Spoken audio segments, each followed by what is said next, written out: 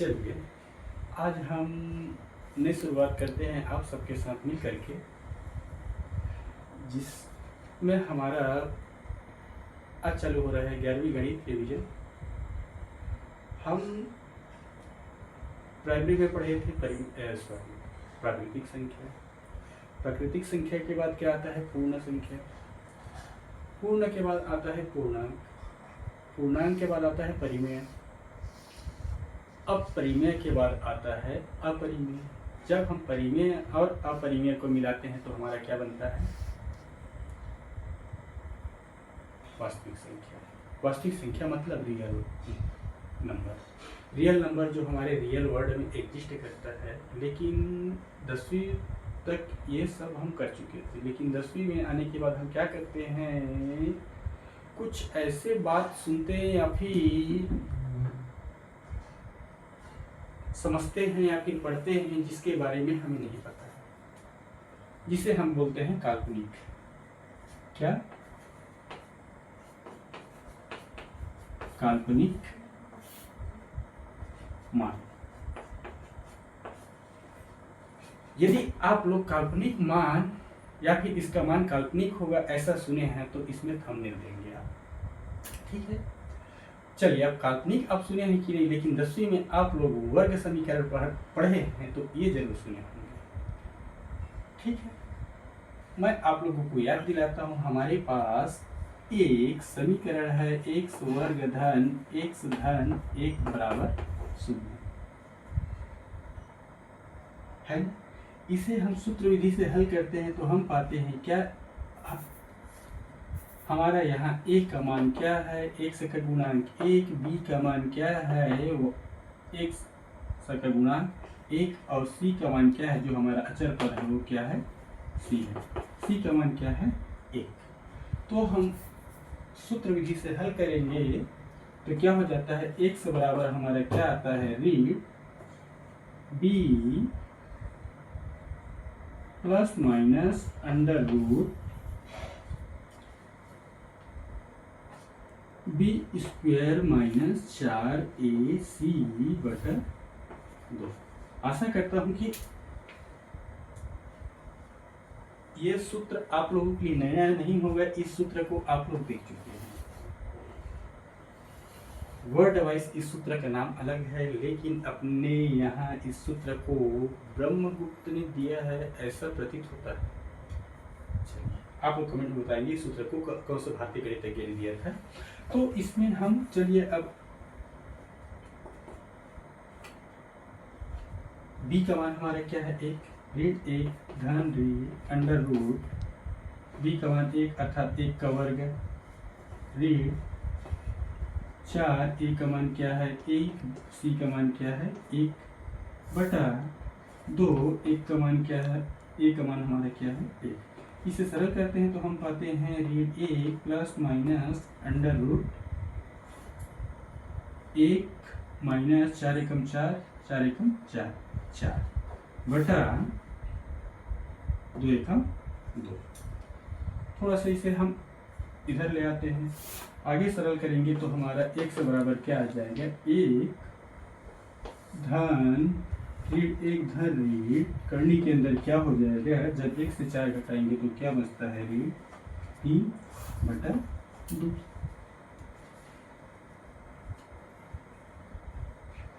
अब बहुत सारे गणितज्ञ के माइंड में ये बात आए, आज तक के हम देखे हैं,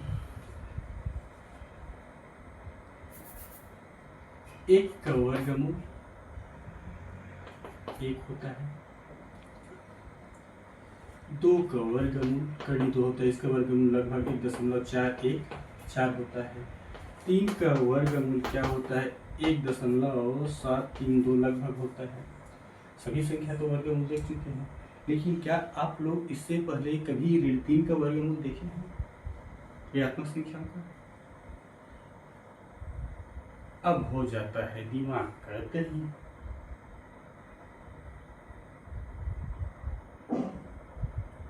मतलब रियल नंबर में जो हमारा धनात्मक संख्या है उसका क्या गलत कर लेते हैं, हम वर्गमूल निकालते हैं, लेकिन आज तक के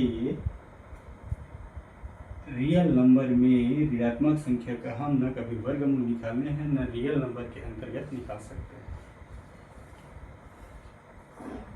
अब यहाँ यहीं से नया सोच आता है क्या काल्पनिक मान, जिसे हम 10वीं में पढ़े थे। क्या पढ़े थे? हमारा समीकरण के दो मान संभव है। पहला वास्तविक और दूसरा है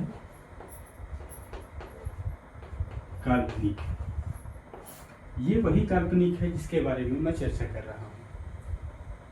यदि हमारे करनी के अंदर जब करनी हम हल करते हैं इस तरह से x का मान निकालने के लिए, तो करनी के अंदर ऋणात्मक संख्या मिलता है, उसे क्या बोलते हैं? काल्पनिक मान। ठीक है, लेकिन हमारे विश्व में बहुत सारे गणितज्ञ हुए हैं, लेकिन इस काल्पनिक मान को यही करके छोड़ दिया है कि हम सिर्फ इसे कल्पना कर सकते हैं, इसके बारे में सोच नहीं सकते। उसी प्रकार से हमारे पश्चिमी यूरोप में एक गणितज्ञ हुआ जिसने हमें बताया कि जिस प्रकार से हमारा वास्तविक जीवन है जिस दिन में होता है, काल्पनिक जीवन हमारे सपना में होता है। सपना रात में भी हो सकता है, किसी जादुई पर्दे की उस पार भी हो सकता है।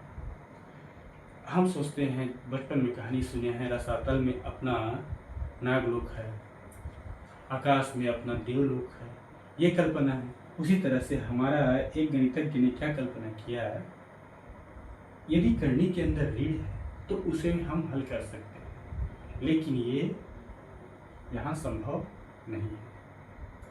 संभव कहाँ होगा? इसके लिए हम अलग क्षेत्र की कल्पना करें,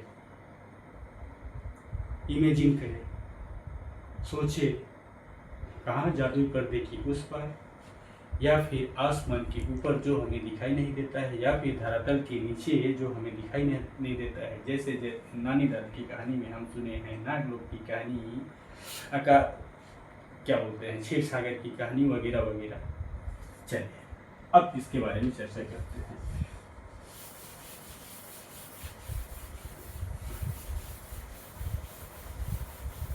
उसी प्रकार से हमारा और उदाहरण है, जब हम x का वर्ग ऋण a बराबर 0 को हम हल कर सकते हैं। इसे हल करेंगे तो क्या हो जाएगा? x वर्ग बराबर 1, तब x बराबर आएगा, इसका वर्गमूल निकालेंगे, 1 का वर्गमूल, तो मैं अभी बताया हूँ इसका वर्गमूल क्या आएगा? Plus minus 1। लेकिन एक पद ऐसा आता है क्या? x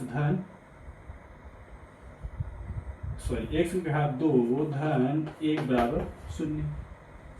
आप मुझे बताइए, कोई भी संख्या ऋणात्मक संख्या का भी वर्ग करते हैं तो उसका मान धन आता है। धनात्मक संख्या के साथ या फिर 0 के साथ 1 को जोड़ेंगे तो क्या 0 आ सकता है? नहीं आ सकता है ना। लेकिन चलिए थोड़ा सा इसे आगे बढ़ते हैं। x वर्ग बराबर क्या होगा? ऋण 1। अर्थात कोई ऋणात्मक संख्या तो वर्ग करने पर धनात्मक आता है, लेकिन ये वाला पद हमें क्या बता रहा है? कोई ऐसा संख्या हमारे पास है जिसका वर्ग करने पर क्या आ रहा है? ऋण। कोई ऐसा संख्या है हमारे पास जिसे वर्ग करने पर क्या आ रहा है? ऋण, जिसे हम बोलते हैं क्या? काल्पनिक। ठीक है, इस काल्पनिक को का कल्पना करने का श्रेय सबसे पहले किसे जाता है? हमारे एक महान गणितज्ञ थे जिसे बोलते हैं हम यूलर। उसने बताया था कि ऋण 1 का मान क्या होगा। इससे पहले, यूलर से पहले ना, ईसाई मशीनरियों में 4वीं शताब्दी में इसके इतिहास खोल के देखना, पूरा ईसाई पादरी यूरोपीय देश में 2 भाग में बट गए थे। और इसके बारे में आप लोग खुद कहानी देखना, मैं ज़्यादा कुछ नहीं बताऊंगा, बाकी आप लोग सब समझ जाएंगे। ठीक है, फिर हमारा आधुनिक गणितज्ञ यूलर आया। उसने सोचा, बताया, चलिए हमें कुछ नहीं पता तो मान लेते हैं ऋण 1 बराबर वर्ग। अब ऋण 1 का हमें वर्गमूल निकालना है, तब क्या करेंगे? ऋण 1, तो यूलर ने ही कल्पना किया क्या? इसका मान आएगा क्या? पाई। आई मतलब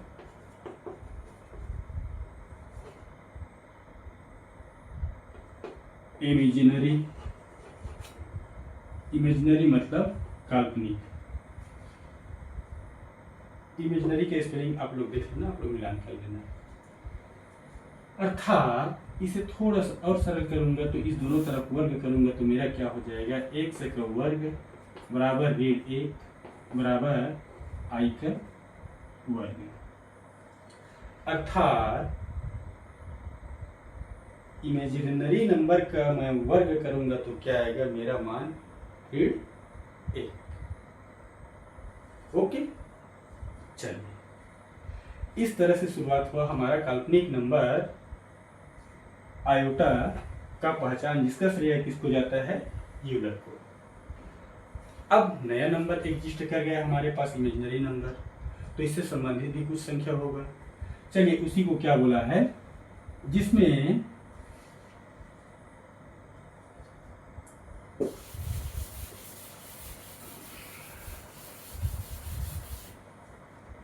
एक नंबर है हमारा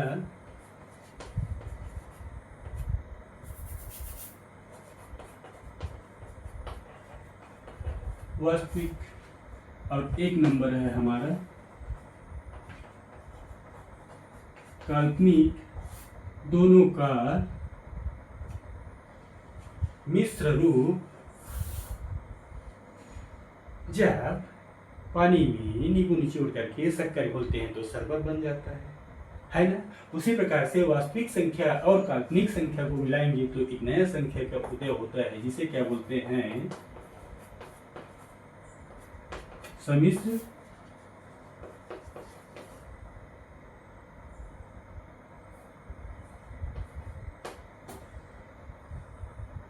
सम्मिश्र संख्या। ठीक है, इससे पहले हम 9th में पढ़े थे परिमेय और अपरिमेय का संतुलित उपयोग हमारा वास्तविक संख्या का निर्माण करता है। उसी प्रकार से वास्तविक संख्या और काल्पनिक संख्या का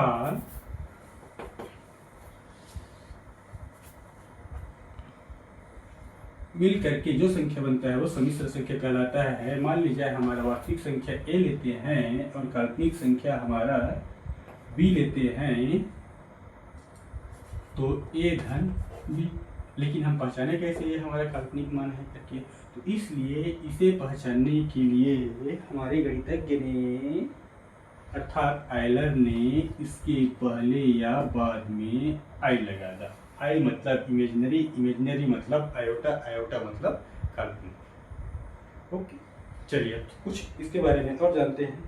यदि काल्पनिक संख्या को हमें क्रम में लिखे, क्रमिक युग में, तो ऐसे लिखते हैं,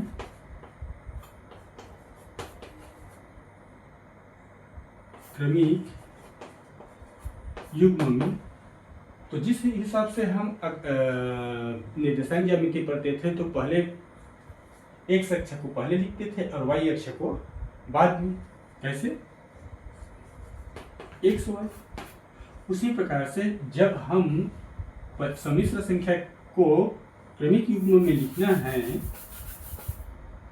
तब हम सबसे पहले रियल नंबर को लिखेंगे, उसके बाद इमेजिनरी नंबर। अर्थात रियल नंबर हमारा क्या है, a, उसके बाद इमेजिनरी नंबर जो इमेजिनरी i के साथ गुणांक के रूप में होगा हमारा इमेजिनरी नंबर अर्थात b। अतः हमारा सम्मिश्र संख्या का क्रमिक रूप में हमेशा ध्यान रखना, सबसे पहले रहेगा आप लोगों का वास्तविक संख्या और दूसरा में रहेगा काल्पनिक संख्या अर्थात इमेजिनरी वैल्यू। ये है रियल वैल्यू और ये है इमेजिनरी वैल्यू।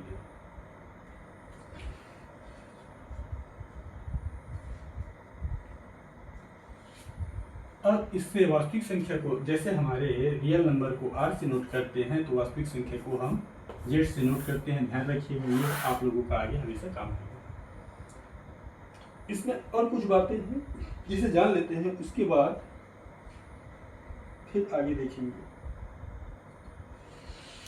यदि काल्पनिक नंबर 0 है सॉरी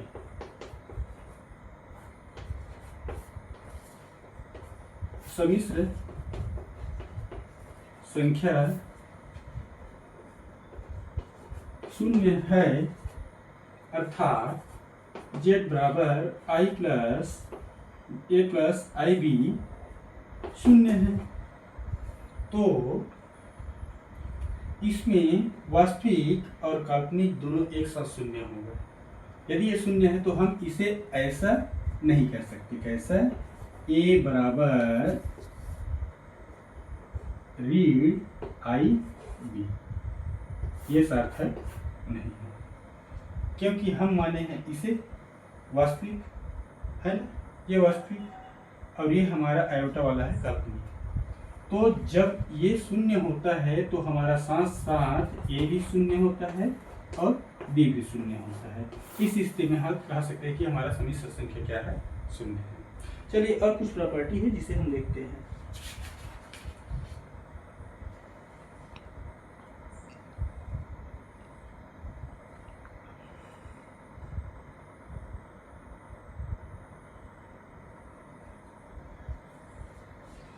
जैसे हमें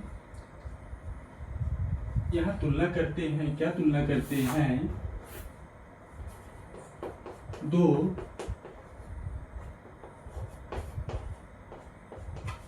सम्मिश्र संख्या समान है। जैसे z1 बराबर क्या हुआ है? a1 प्लस आई बी और z2 हमारा क्या हो गया है? a2 plus i B. और यदि हम कल्पना करते हैं ये v2 है, b1 और ये b2, हमारा z1 बराबर है किसके? z2 के। तब ध्यान रखना है इसके दो सम्मिश्र संख्या समान है तो उसका वास्तविक मान के बराबर वास्तविक संख्या होगा और काल्पनिक मान के बराबर काल्पनिक संख्या होगा। a1 बराबर a2 होगा और b1 बराबर किसके होगा? b2 के। ठीक है, चलिए आज के लिए इतना ही बस। अब आप लोगों को अच्छा लगता है तो बताइए कमेंट में, आगे इस वीडियो को कंटिन्यू करेंगे। Okay, good bye.